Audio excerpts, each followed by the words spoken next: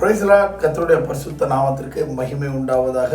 இதோ எல்லா ஜனத்திற்கும் மிகுந்த சந்தோஷத்தை உண்டாக்கும் நற்செய்தியை உங்களுக்கு அறிவிக்கிறேன்.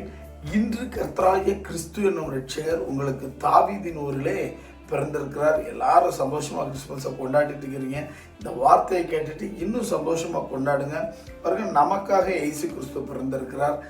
விண்ணுலகை விட்டு மண்ணுலகத்திற்கு வந்து மனித அவதாரம் எடுத்து நமக்காக மரியாளுடைய வயிற்றுல பரிசுத்த ஆவியானவரால நமக்காக பிறந்தவர் இயேசு கிறிஸ்து.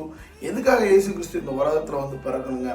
பாருங்க, மனித குலம் பாவத்திலும் சாபத்திலும், அதாவது அப்படிப்பட்ட ஒரு தரித்திரமான வாழ்க்கையை வாழ்ந்து கொண்டிருக்கும் பொழுது அநேகர் வந்து கடவுளை பற்றி சொன்னார்கள். யாருமே ஏற்றுக்கொள்ளலை, அதன்படி வாழலை. நம்ம வந்து ஒரு சாபத்துக்கு நேராக தான் வாழ்ந்துட்டு இருந்தோம். பாருங்க, பைபிளில் கொடுக்கப்பட்டிருக்கு, இதோ உங்களுக்கு முன்பாக ஆசீர்வாதத்தையும் சாபத்தையும் வைக்கிறேன் அப்படின்னு கொடுக்கப்பட்டிருக்கு.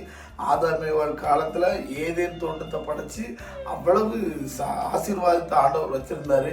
ஆனால் அதில் ஒரே ஒரு கனி மட்டும் ஒரு சாபமான ஒரு கனி, நன்மை தீமை அறியத்தக்கதான கனி. அவன் கடவுள் சொன்னார், இதை மட்டும் நீ சாப்பிடாத அப்படின்னு. அப்போ ஆதாம் ஏவாள் செய்த காரியம் என்னன்னா, அந்த சாபத்தான காரியத்தை வந்து செய்ததுனால உலகத்துக்குள்ள பாவம், சாபம், பிரச்சனைகள், வியாதிகள், போராட்டங்கள் எல்லாம் உள்ள வந்துருச்சு. மனுஷன் பாவத்தை நோக்கி போக ஆரம்பிச்சிட்டான். சின்னதுன்னு நினைச்சு செஞ்சான். ஒரு சின்ன பழம் தானே என்ன பண்ணிட போகுது அப்படின்னு மொத்த உலகமும் பாவத்துக்குள்ள வந்தது.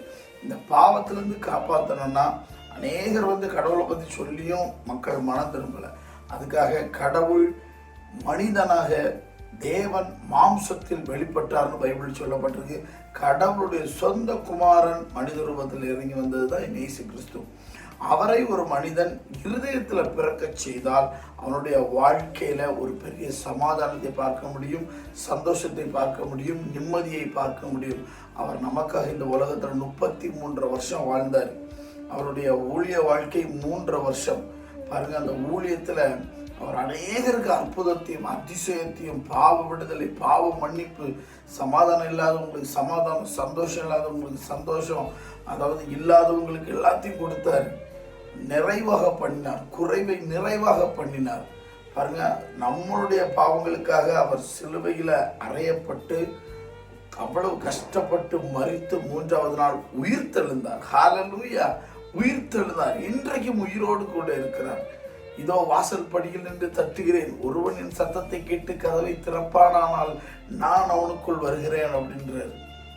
அப்போ இருதயத்தில் அவருக்கு ஒரு இடத்த கொடுங்க, இருதயத்தில் அவரை பிறக்க செய்யுங்க. பவுல் என்பவர் வேதத்தில் சொல்றாரு, உங்கள் இருதயங்களில் கிறிஸ்து உருவாகும் அளவும் நான் பிரசவ வேதனை படுகிறேன். உங்க இருதயத்தில் அவருக்கு ஒரு இடத்தை கொடுத்து அவரை பிறக்க செய்யுங்க. உங்க வாழ்க்கையில் உள்ள தரித்திரங்கள், சாபம், பிரச்சனை இயேசுவின் நாமத்தினாலே கண்டிப்பாக மாறும். என் வாழ்க்கையில மாதிரி இருக்கு. வேதத்துல அநேகருடைய வாழ்க்கையில பவுல் என்பவர் அநேகரை துன்பப்படுத்தி கொண்டிருந்தவர், ஒரு தவறான பாவமான வாழ்க்கைக்குள்ள வாழ்ந்து கொண்டிருந்தவர். இயேசுவினுடைய ஒளி அவரை கண்டது நிமித்தம் அவர் இருதயத்தில் இயேசு கிறிஸ்துவை ஏற்றுக்கொண்டார். அவருடைய மனக்கண்கள் திறக்கப்பட்டு கடவுளுடைய அன்பை ருசித்து அப்படி ஒரு பெரிய ஒரு வாழ்க்கையை, அநேகருக்கு ஆசீர்வாதமான ஒரு வாழ்க்கையை வாழ்ந்தாருங்க. அதே போல விபச்சாரியான ஒரு ஸ்திரீ, பாவத்துல சாபத்துல வாழ்ந்து கொண்டிருந்தவள், மரணத்தை நோக்கி போய் கொண்டிருந்தவர், இயேசு கிறிஸ்துவை இருதயத்தில் ஏற்றுக்கொண்டது நிமித்தம் அவளுக்கு ஒரு புது வாழ்க்கை. பேதுரு என்பவன் மீன் பிடித்து கொண்டிருக்கிறான். அவன் குறைவான வாழ்க்கை, அவன் வலையில எந்த ஒரு மீனும் மாட்டல, அவன் ஒரு கஷ்டத்துல வாழ்ந்துட்டு இருக்கிறான். அந்த நிமிஷத்துல இயேசு அவன் படகில ஏற்றுக்கொண்டான், அவன் இருதயத்திலும் ஏற்றுக்கொண்டான். அநேகருக்கு அவன் அற்புதங்களை செய்து அவரை பற்றி சொல்லி அநேகரை ரட்சிப்புக்குள்ள வழி நடத்தினான். அதே போலதாங்க இன்னைக்கு ஒருவேளை நீங்க தரித்திரத்தில் இருக்கிறீங்களா, பாரத்தில் இருக்கிறீங்களா, கவலையில் இருக்கிறீங்களா, என் வாழ்க்கை இப்படி இவ்வளவு பெரிய கஷ்டத்துல நான் ஏன் வாழணும்னு நினைச்சு கவலையோடு இருக்கிறீங்களா, இயேசு கிறிஸ்துவ உங்க இருதயத்தில் பிறக்க செய்யுங்க. உங்க வாழ்க்கையில ஒரு பெரிய ஒளி அது கண்டிப்பாக வீசும். அந்த ஒளி தான் ஜீவ ஒளி.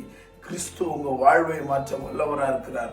பாவிகளையே மனம் திரும்ப அழைக்க வந்தேன்றார்.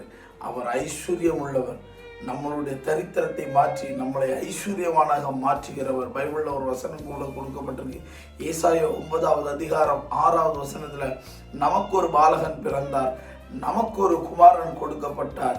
கர்த்தத்துவம் அவர் தோளின் மேல் இருக்கும். அவர் நாமம் அதிசயமானவர், ஆலோசனை கர்த்தா, வல்லமை உள்ள தேவன், நித்திய பிதா, சமாதான பிரபு என்னப்படும். பாருங்க, எவ்வளவு பெரிய மேன்மையானவர் நமக்காக இந்த உலகத்துல வந்து பிறந்தார். எதுக்கு தெரியுமா? நம்மளுடைய இருதயத்தில் பிறக்கவே, நம்ம இந்த பாவத்தினாலும் சாபத்தினாலும் நரகத்துக்கு போயிடக்கூடாது, பரலோகத்துக்கு போகணுங்க. அதற்காக நமக்காக இறங்கி வந்தார். நித்திய ஜீவனுக்குள்ள போகணும். அவருடைய வருகை சமீபமாக இருக்கிறது. அவர் திருப்பி வரும்போது அவர் கையால் அந்த நீதியின் கிரீடத்தை நம்ம பெற்றுக்கொள்ளணுங்கிறதுக்காக நமக்காக இறங்கி வந்தார். அவரை இருதயத்தில் விசுவாசிப்போம். நம்மளுக்கான வழி, நானே வழியும் சத்தியமும் ஜீவனுமாக இருக்கிறேன்றாரு. அவரே பரலோகத்திற்கான வழி. அவரை இருதயத்தில் ஏற்றுக்கொள்ளுங்க. அந்த இருதயத்தில் பிறக்க செய்வது உங்கள் கையில் தான் இருக்கு. சந்தோஷமா ஆவியில் கொண்டாடுங்க கிறிஸ்மஸை. ஹல்லேலூயா. கர்த்தர் பெரிய காரியங்களை செய்வார். இயேசுவின் நாமத்தினாலே ஆமென்.